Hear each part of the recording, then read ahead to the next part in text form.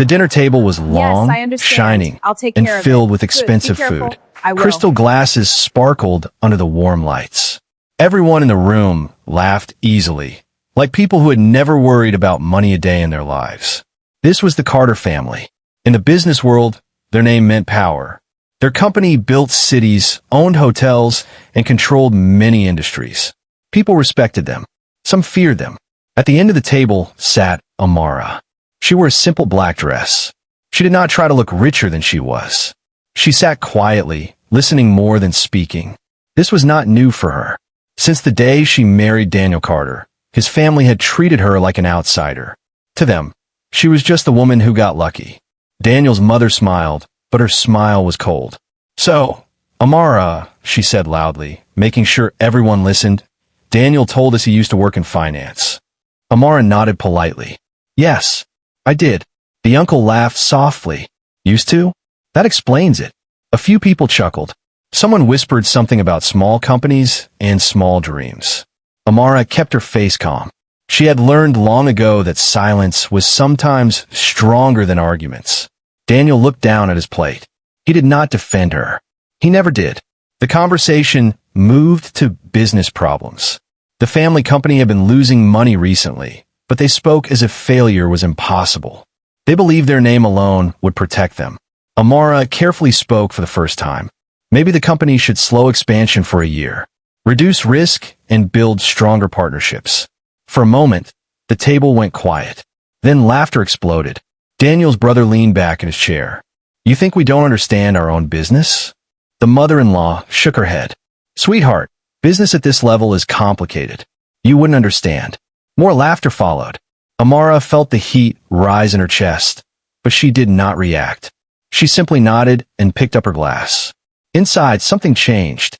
Not anger, not sadness, just clarity. They would never respect her. Dinner continued, but Amara stopped listening. She watched them instead. The confidence, the arrogance, the way they dismissed anyone who did not fit their image. They believed power could never leave them. Later that night, the dinner ended. Guests left. The large house became quiet again. Amara stepped outside onto the balcony. The city lights stretched far into the distance. She breathed slowly, letting the cool air calm her thoughts.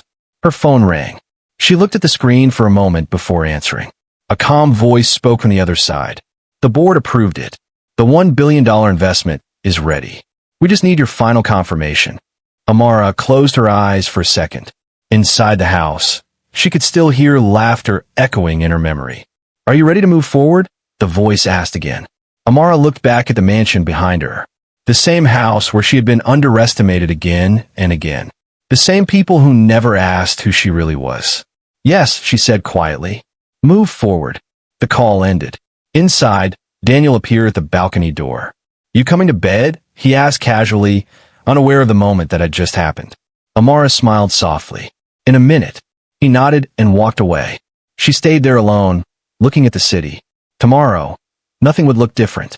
The family would still believe they were in control. They would still laugh. But soon, everything would change.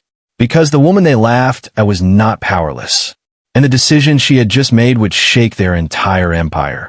Amara turned off her phone and whispered to herself, almost like a promise. They should have listened. The next morning looked normal. Sunlight filled the Carter mansion. Staff moved quietly through the halls. Business calls started early, and the family spoke with the same confidence as always. To them, nothing had changed. But for Amara, everything had. She sat alone in the kitchen, calmly drinking coffee while reading financial reports on her tablet. Numbers moved across the screen, market shifts, investment flows, company risks. It was a world she understood deeply, even if no one in this house believed it. Daniel walked in, adjusting his tie. "You're up early," he said. "I couldn't sleep," Amara replied softly. He nodded, distracted. His phone kept buzzing. The company had been under pressure for months now. Contracts were slowing down. Investors were asking questions. But Daniel still believed things would fix themselves. The Carter name had always been enough. Amara watched him leave without another word. She felt no anger anymore, only distance. Later that day, she entered a modern office building downtown. Unlike the Carter mansion, this place was quiet and focused. People moved with purpose. When Amara walked in, employees greeted her with respect. "Good morning, Ms. Amara." She smiled politely and continued walking. This was the part of her life the Carter family never knew about. Years before she met Daniel, Amara had worked harder than anyone around her. She studied finance at night, while working 2 jobs during the day. She learned how money moved, how companies survived, and how empires fell when pride replaced strategy. Slowly, she built connections. Smart decisions turned into successful investments. Successful investments turned into partnerships. Now, she was not just an employee. She was one of the key decision-makers in a global investment firm. Inside the meeting room, a large screen showed charts of different companies. One name stood out clearly: Carter Industries. A senior partner spoke carefully. Their expansion was too fast. Debt is rising. If they don't change direction soon, they will struggle. Another voice added, their competitors are ready to take market share. Amara listened quietly. No one in the room knew her personal connection to the company. To them, this was only business. The $1 billion investment, the chairman said, looking at her. You will decide where it goes. The room fell silent. Amara nodded slowly. She already knew the answer. Meanwhile, at Carter Industries, tension was growing. Daniel's father argued with executives. Sales reports looked worse every week. Still, the family refused to slow down. We've survived worse, his father said proudly. Our name carries weight. But outside the boardroom, whispers had already begun. Employees worried. Partners hesitated. That evening, Amara returned home. The family was gathered again, discussing business loudly. No one asked about her day. Daniel's brother laughed. A big investment is entering the industry soon. Whoever gets it will dominate the market. The mother-in-law smiled confidently. Of course it will be us. Amara remained quiet. They spoke about power as if it already belonged to them. Later that night, Amara sat alone in her room, looking at the final documents on her laptop. One signature would decide everything, who would rise and who would fall. She remembered every moment they dismissed her, every time they laughed instead of listening. But this was not revenge. This was choice. Her phone buzzed with a message from the investment board. Final confirmation needed tomorrow. Amara closed the laptop slowly. Across the hall, she could hear the Carter family celebrating early, already believing victory was theirs. She looked toward the door, her expression calm but firm. They still don't understand, she whispered. The next day, the industry would change forever, and the Carter family would finally learn who Amara really was. The first signs of trouble came quietly. At Carter Industries, meetings became longer. Voices became louder. Reports that once showed growth now showed losses. Contracts that were expected to renew suddenly disappeared. No one in the family said the word failure, but everyone felt it. Daniel sat in the boardroom, staring at numbers he did not like. Investors were asking questions he could not answer. Banks wanted guarantees. Competitors were moving faster than expected. Still, his father refused to slow down. We don't panic, he said firmly. This company was built by strong people. But strength alone could not fix bad decisions. Outside the building, employees whispered in hallways. Some quietly updated their resumes. Others watched the company stock fall day by day. The empire was not collapsing yet, but cracks were beginning to show. At home, the atmosphere changed too. Family dinners were no longer filled with laughter. Stress replaced confidence. Fullness rang constantly. Amara noticed everything. She listened as they argued about strategy, blaming markets, competitors, and even employees. But no one blamed their own pride.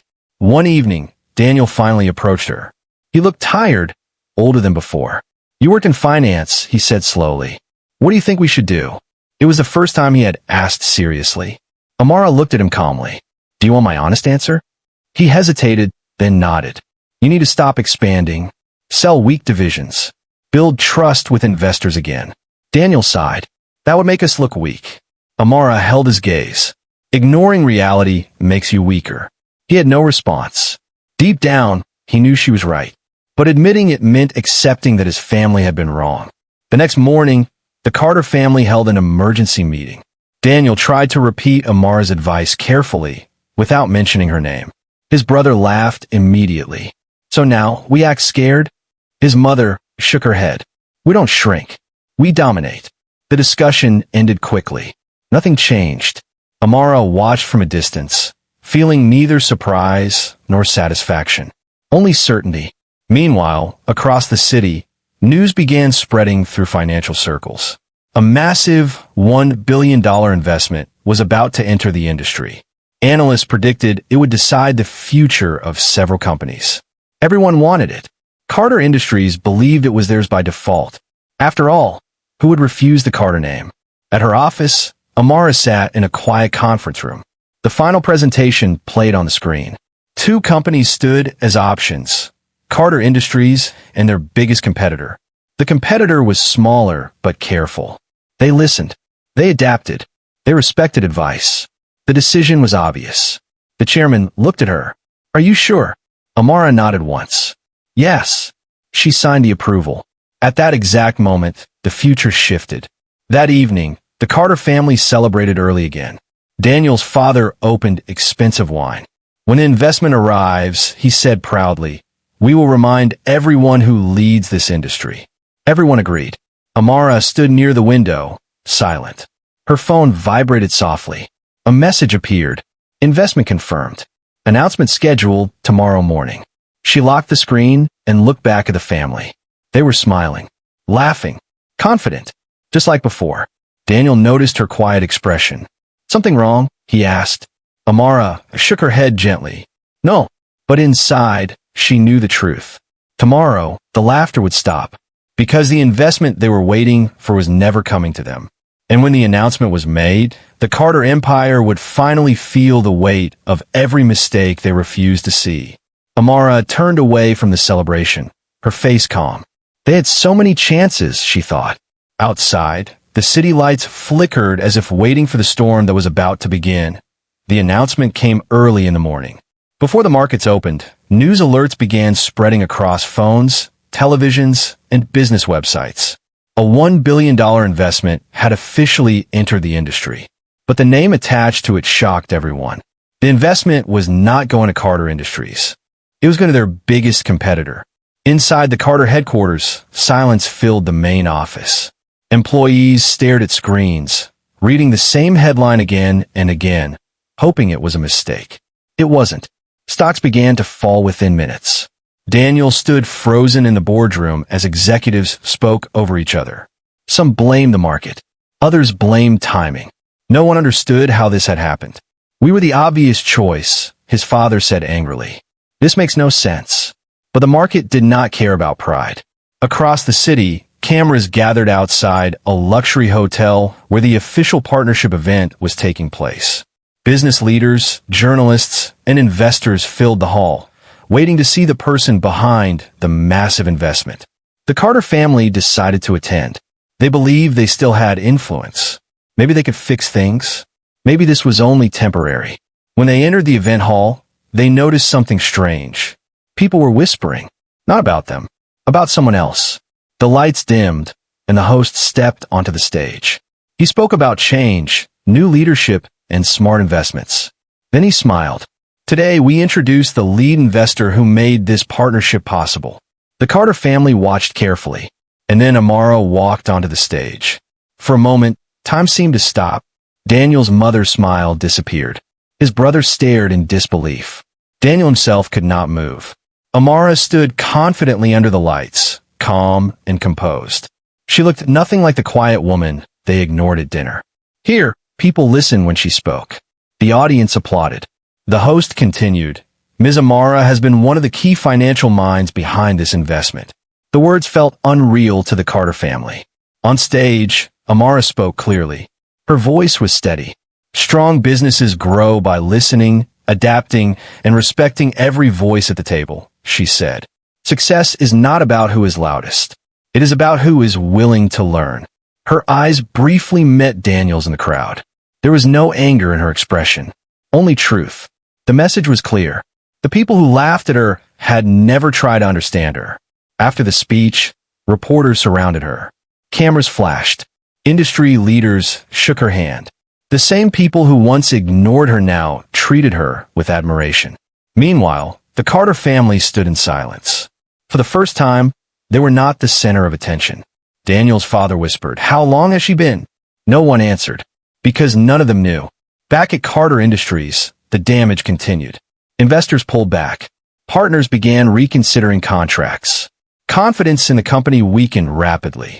The empire that once looked untouchable suddenly looked fragile. That evening, Daniel confronted Amara at home.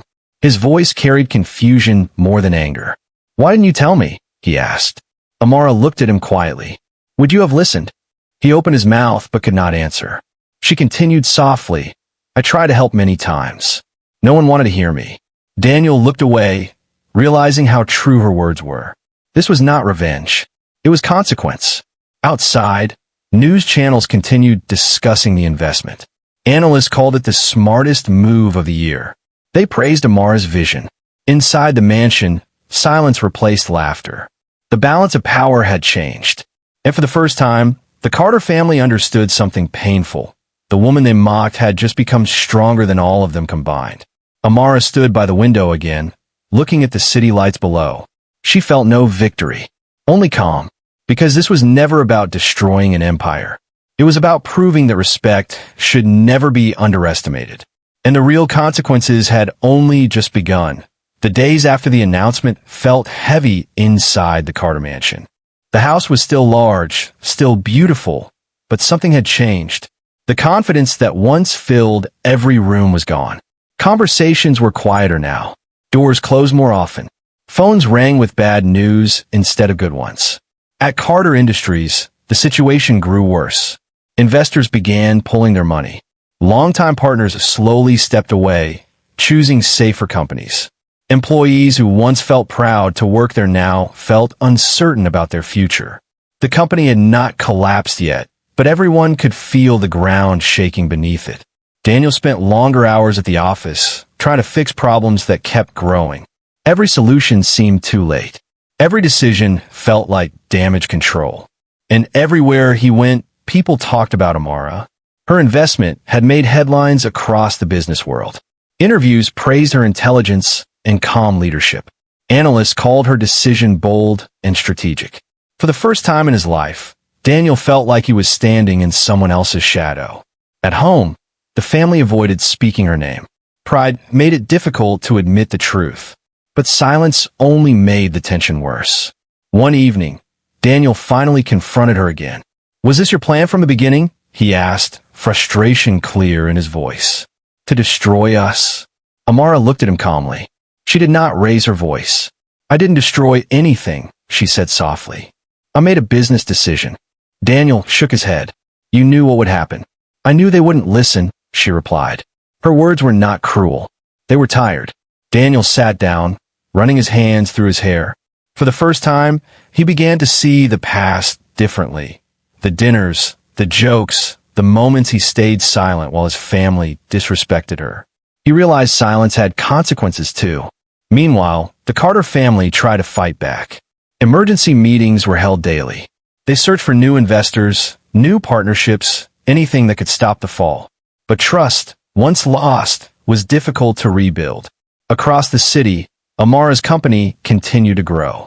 The new partnership succeeded faster than expected. Projects expanded. New opportunities appeared. Yet Amara did not celebrate. Late at night, she often sat alone, thinking.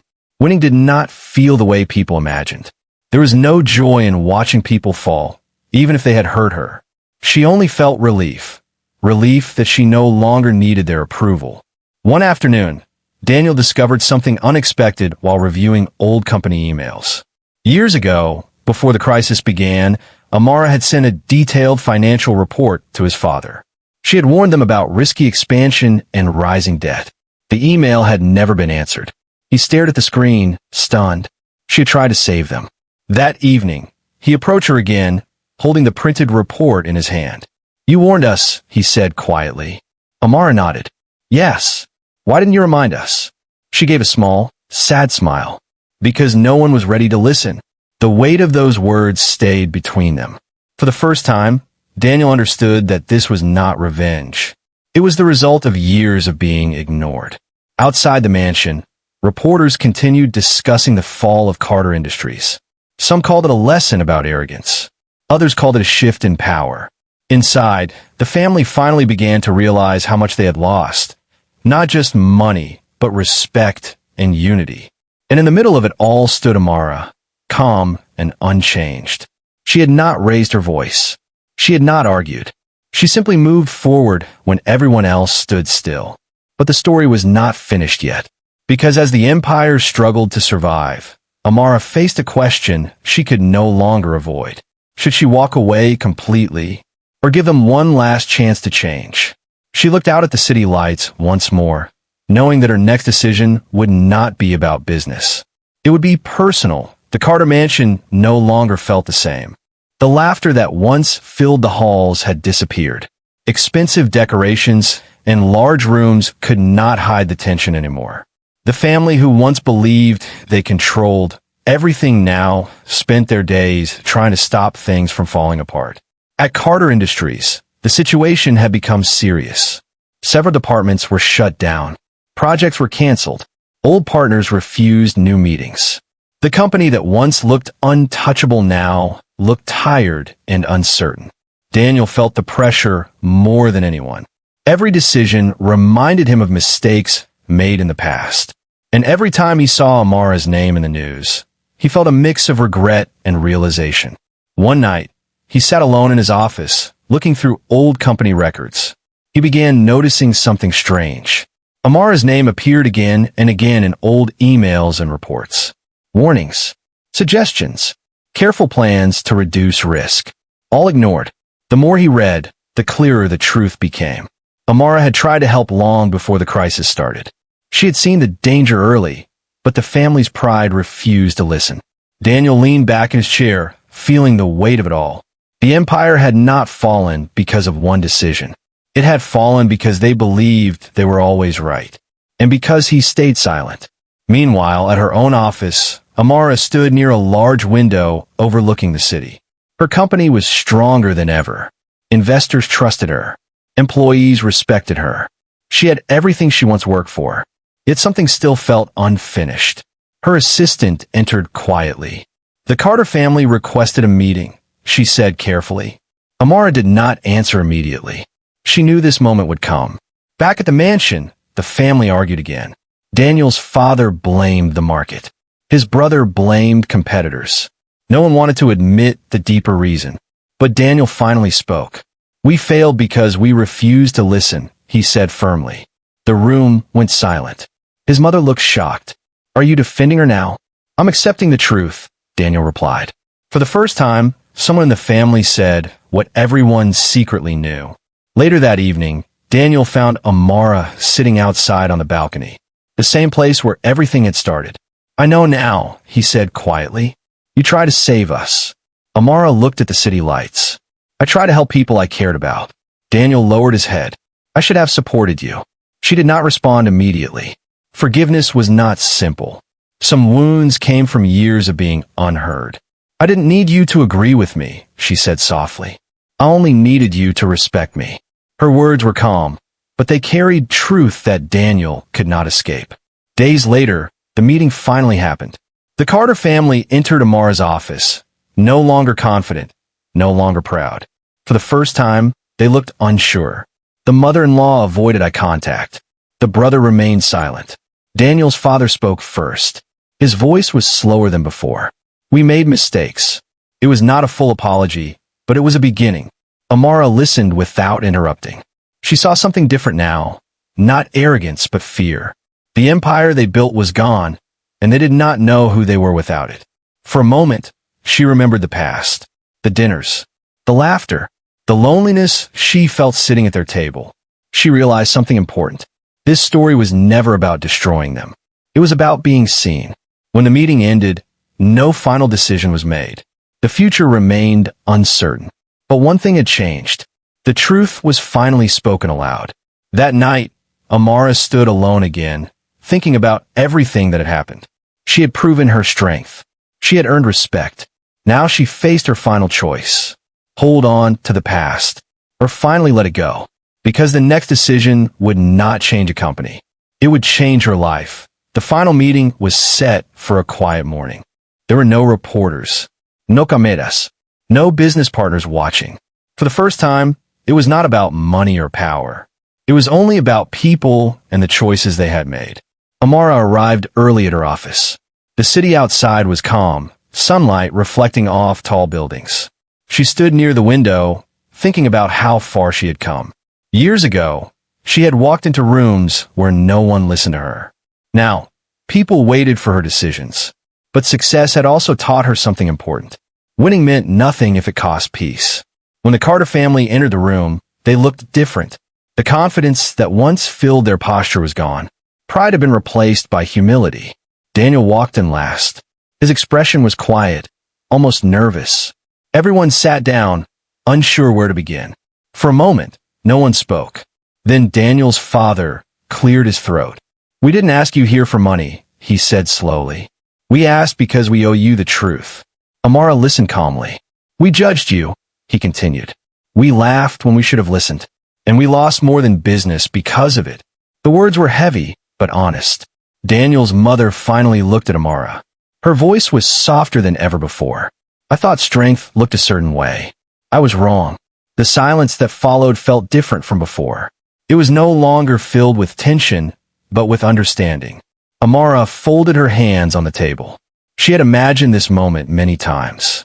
In some versions, she walked away without saying a word. In others, she proved how much stronger she had become. But now, sitting in front of them, she realized something surprising. She no longer needed to prove anything. "I didn't do this to hurt you," she said gently. "I did it because I had to move forward." Daniel nodded slowly. "I know." He looked at her with sincerity she had never seen before. "I should have stood beside you. I was afraid of going against my family." Amara met his eyes, and I was tired of being invisible. The truth settled between them. After a long pause, Amara slid a document across the table. The family looked at it with confusion. "It's not a takeover," she explained. "It's an opportunity." The proposal offered a smaller partnership. Not control, not ownership. A chance for the Carter Company to rebuild slowly, this time with transparency and shared leadership. Daniel's brother looked surprised. "After everything, you're helping us?" Amara shook her head slightly. "I'm giving you a chance. What you do with it is your decision." She stood up, signaling the meeting was over. The family understood. This was not revenge. It was closure. Outside the building, Daniel stopped her before she left. "Are you coming back home?" he asked quietly.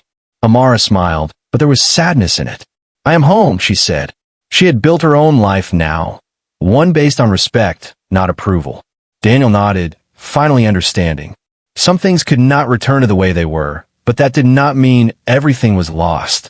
Weeks later, news spread that Carter Industries had begun rebuilding under new leadership. Slowly, carefully, they started again. And Amara? She stood in front of her new company headquarters on the day the final project launched. Employees gathered around her, proud and inspired. She was no longer the woman people doubted. She was the woman people listened to. As the sun set behind the city, Amara looked forward, not backward. Because the greatest victory was never destroying an empire. It was building a life where respect came first. And the people who once laughed at her finally understood. She didn't crush their empire. They destroyed it themselves when they chose pride over respect.